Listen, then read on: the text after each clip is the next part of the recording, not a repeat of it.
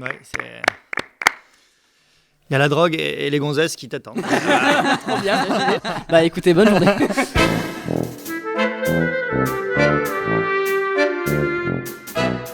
Salut à tous, salut Cédric, salut Mathias. On se retrouve aujourd'hui pour parler cinéma et notamment de l'effet Vertigo. Alors avant de commencer à parler de ce sujet, je vais présenter les personnes autour de cette table. Alors je m'appelle Var Eloïc, je suis votre présentateur pour cet épisode. Je suis accompagné de notre chroniqueur Cédric Trouche. Bonjour à tous, j'espère que vous avez la forme pour ce podcast. Et quoi de mieux que de parler de l'effet Vertigo que se retrouver ici dans cette salle de cinéma. Alors oui, effectivement, on se retrouve dans une salle de cinéma, donc la salle de cinéma de Saint-Exupéry.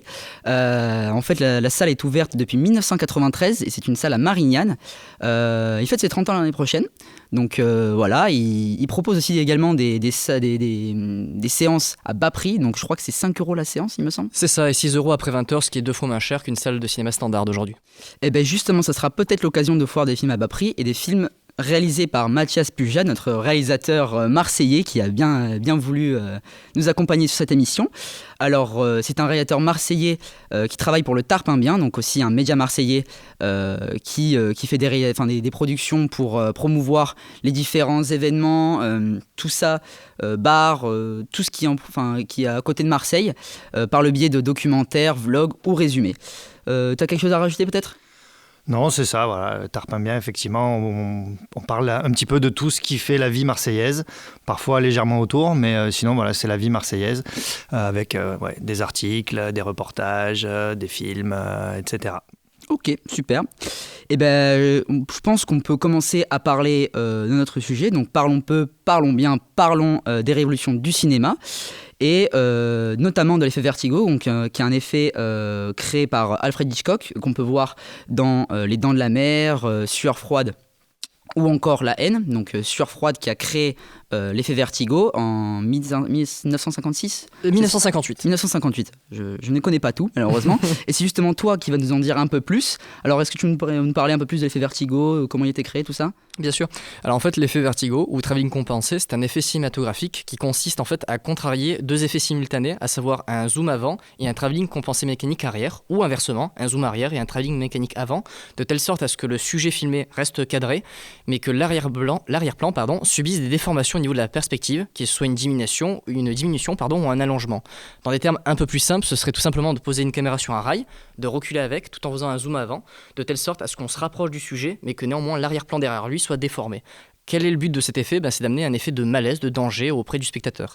C'est un effet qui a été utilisé 2 fois durant le film Sueur froide, durant la scène d'intro où le personnage de Scotty, donc le personnage principal, qui est un flic, joué par James Stewart, qui poursuit un malfrat sur les toits de la ville. Son collègue malheureusement tombera de cette chute, et en regardant au sol, en fait, il aura cette phobie du vide, qu'il retrouvera à la fin du film, durant la scène où il poursuivra la femme qu'il aime dans un escalier d'une tour, et il essaiera de l'empêcher de se suicider, et malheureusement il regardera aussi dans le vide, ce qui lui amènera encore ce malaise, donc cet effet de rapprochement, mais à la fois d'éloignement. Tu connaissais tout ça ou peut-être qu'on t'apprend, t'apprend simplement le truc ? Non, bien sûr, l'effet Vertigo. J'ai fait des études de cinéma avant de faire tout ça, donc c'est un truc dont on parle, et évidemment les films d'Hitchcock. Et c'est vrai qu'Hitchcock c'était quelqu'un d'assez novateur, qui était très bon technicien. Et ça, c'est ça qui a fait, entre autres, son génie et le succès de ses films. Comme il était très bon technicien, il savait ce qu'on pouvait faire, il savait ce qu'on pouvait attendre d'une caméra, ce qu'on pouvait attendre de tel ou tel effet. Et voilà, après, c'est un effet qui a été aussi rendu possible par l'arrivée des optiques à focale variable, donc ce qu'on appelle des zooms, puisque avant ça, on n'avait vraiment que des focales fixes, en fait.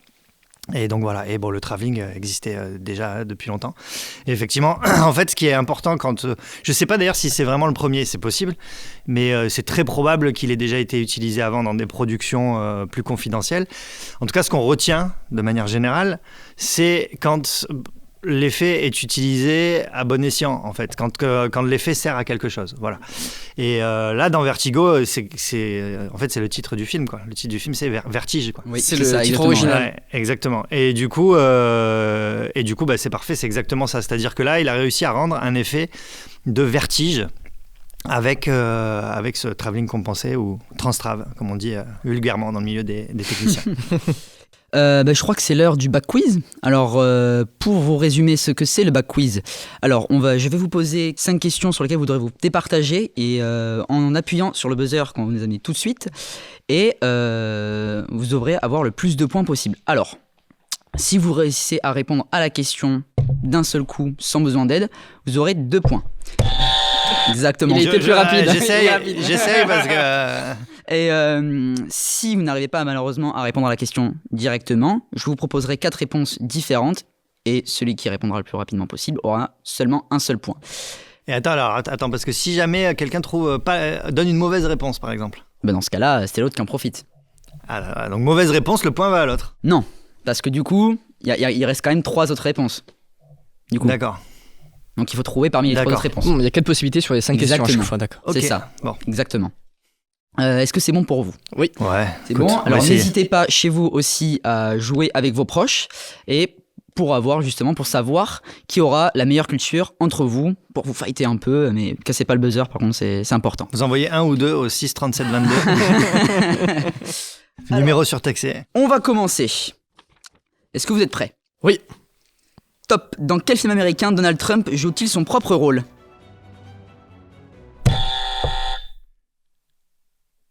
C'est faut répondre. Gremlins. Non. Je crois que j'ai... Non, si je peux apporter une précision, peut-être que c'était mal précisé. Dans quel film de 1992 ? Je sais du coup. Vas-y. Maman, j'ai encore raté l'avion. Exactement. Ah J'ai oui. peut-être pas été précis sur cette question. Je m'en excuse. Ouais, s'il te plaît, je conteste. Par contre, est-ce que c'est une question plus simple ? Non, alors, Je me demande attends. Je me demande s'il joue pas dans Gremlins 2 aussi. Ah, peut-être, Il me effectivement. semble qu'il fait une apparition dans Gremlins 2. C'est pas impossible. Peut-être. Mais c'est vrai que j'ai oublié de préciser cet aspect-là de la question. Alors du coup, en effet, on le voit jouer dans Maman, j'ai encore raté l'avion. Donc c'est au moment où il va dans le plaza et qui va demander justement de l'aide pour où trouver le lobby. Et c'est là qu'il croise Donald Trump dans le plaza. Ensuite, Bien joué. prochaine question, cette fois-ci, il n'y a pas de piège.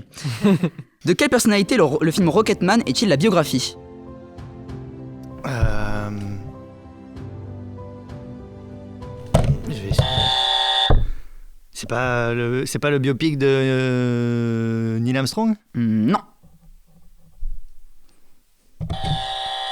Elton John ? Exactement. Exactement. Ah mais oui, t'as raison.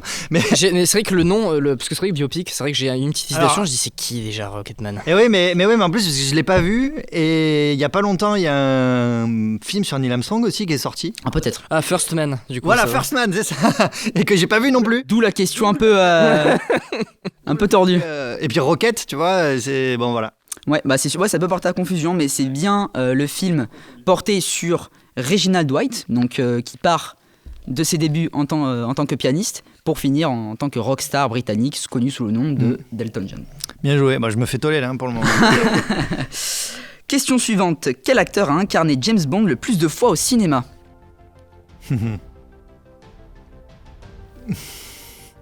Ah, question rude, hein ? Ouais, j'ai envie de répondre, mais je me dis qu'il va y avoir un piège, quoi. Donc. Ah, ça vous de voir. Si vous n'y arrivez pas, j'ai 4 réponses. Bah ouais, mais moi je me dis c'est l'un ou l'autre. Si dans tes 2 réponses il y a les 2. Il y a les 4. Il y en a d'autres. Il y en a plus, mais. Ouais, écoute, moi tant pis. De toute façon, perdu pour perdu. Allez, perdu pour perdu. J'envoie tout le monde en attaque, quoi. Allez, on va dire Sean Connery. Non. On peut répondre ? Ouais, non, ça. Non, je t'en prie, t'as buzzé avant. Non, faut ouais buzzer avant. Bah, Roger Moore. Exactement. Roger Moore. C'est l'un ou l'autre. Donc, Sean Connery a joué 6 fois le rôle de James Bond. Quant à Roger Moore, il en a joué 7 fois. Ah, quand même. Ouais, Ah ouais. 7 fois, c'est pas mal. Mais je crois qu'il y a eu plus de 30 films de James Bond quand même. Il y en a eu beaucoup, ouais. Mais Roger Moore, il a fait quelques merguez quand même dans les James Bond, ce qui était moins le cas de Sean Connery. On retient plus Sean Connery. Voilà, il y en a 2-3 de bien dans les Roger Moore. Cela dit, même les merguez, elles sont assez drôles à voir aujourd'hui, quoi. Ouais. C'est un peu. Après, c'est vrai qu'on dit souvent que Roger Moore, c'est un James Bond très. C'était une période très. Comment dire un peu drôle. C'est-à-dire, il y avait des trucs très gagas qu'il partait dans l'espace, il y avait un sous-marin avec sa voiture. Enfin, c'était excentrique un peu, et c'est assez rigolo, ouais. Prochaine question. Quel acteur joue le rôle d'un astronaute laissé pour mort dans une station spatiale dans le film Seul sur Mars, sorti en 2015 ? Matt Damon. Bien sûr. Ah, joli. Donc, oui, Matt Damon. On aurait pu confondre, je pense, avec George Clooney, donc George Clooney qui a joué dans Gravity. Ah oui. Mais c'est sûr et certain, c'est Matt Damon. Bon, il n'est pas laissé seul, George Clooney, dans Gravity. Oui. Il se fait dégager au début. Oui, mais c'est pour ça, je pense que pas tout le monde connaît Seul sur Mars, à part vraiment les...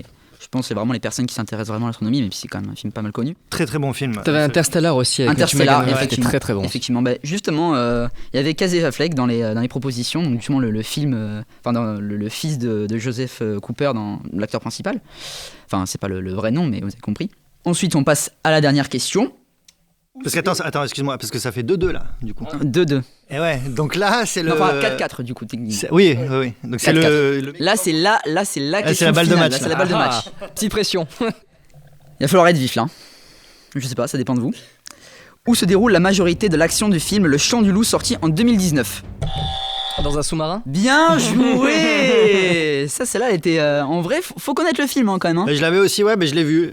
Donc du coup, j'avais la réponse, mais t'as été plus rapide. Exactement. Mais... fallait tabasser le... ouais. Fallait tabasser le buzzer. Donc, on suit bien comment ça s'appelle déjà? C'est une oreille d'or de la marine. Ouais, ça, oreille d'or. Donc, qui va faire une erreur d'analyse. Et qui va mettre en danger tout un équipage. Donc c'est un film qui est disponible sur Netflix. Si vous voulez le voir, c'est un film très intéressant. Donc avec Omar Sy et comment il s'appelle? C'est François Civil. C'est ça exactement, François Civil. Excellent acteur. T'as Rita Katab aussi dedans. Ah oui? Il joue un des commandants. Katab, ouais. Ah ouais, c'est vrai. Et bien voilà, je pense que du coup on peut récapituler. Donc nous avions 4 points du côté de toi, enfin de ton côté Mathias. Et le grand gagnant, le vainqueur, Cédric Trouche. Ouais, bravo. Merci. Bravo. Ouais, il y a la drogue et les gonzesses qui t'attendent. Trop bien. Bah écoutez, bonne journée. C'est la récompense. Une petite récompense, mais on attendra pour les gonzesses. Je pense que tu le feras après justement cette petite pause. Donc on peut reprendre sur le sujet. Et Mathias, j'aurais bien aimé avoir ton avis sur ce sujet-là. Donc savoir si pour toi, l'effet Vertigo, ça a vraiment révolutionné le monde du cinéma. Et pourquoi, du coup? Alors, je vais te répondre assez simplement, non. D'accord, ok. Non, pas du... Après, en fait, c'est une question de définition. J'ai envie de te dire, qu'est-ce qu'on appelle révolutionner le cinéma? Oui. Des révolutions, moi, ce que j'appelle une révolution dans le cinéma, il ne peut pas y en avoir tous les 2 ans. Tu vois ce que je veux dire? C'est quelque chose qui est vraiment important. Donc, des révolutions dans le cinéma, il y en a assez peu. Peut-être le passage du muet au parlant, peut-être le passage à la couleur.